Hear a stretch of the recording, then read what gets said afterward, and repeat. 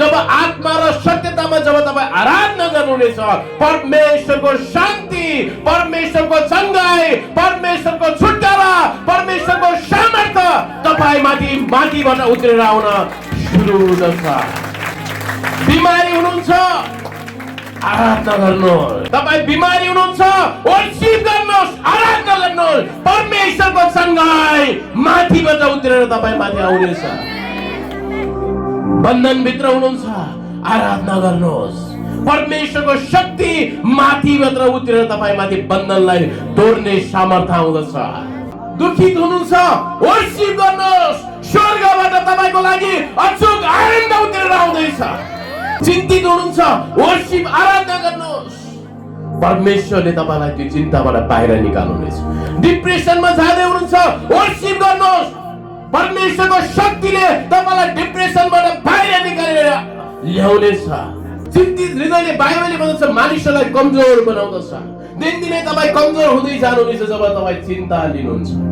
चिन्तित हुनुहुन्छ, तपाईँ राति सुत्न सक्नुहुन्न अनि शैतानले तपाईँलाई त्यही बेला आक्रमण गर्ने मौका पाउँदछ र तपाईँलाई निराश बनाउँदै यहाँसम्म डिप्रेसनमा मात्र होइन, तपाईँलाई आत्महत्या गराउने सम्म पुर्याइदिन्छ। तपाईँ एक्लै बस्ने मन आउँछ, निराश हुने मन आउँछ। अब म बाँचेर काम छैन, विभिन्न कुराहरू तपाईँको मनमा शैतानले खेलिदिन्छ। तपाईँ रातभरि सुत्न सक्नुहुन्न। मलाई सबैले छोडिदियो, मेरै जीवन साथीले छोडिदियो, मेरै आफ्नै भरोसा गरेर छोडिदियो, त बाँचेर काम छैन। शैतानको आवाज तपाईँमाथि आउन सुरु हुन्छ।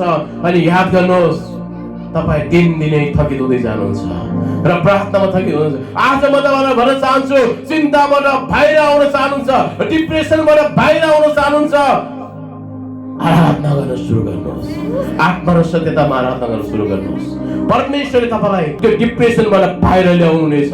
मेरो येशूले लाजरसलाई कबरबाट बाहिर ल्याउनु भयो, त्यही येशूले तपाईँलाई डिप्रेसनबाट बाहिर ल्याउनुहुनेछ, चिन्ताबाट बाहिर ल्याउनुहुनेछ, गरिबीबाट बाहिर ल्याउनुहुनेछ।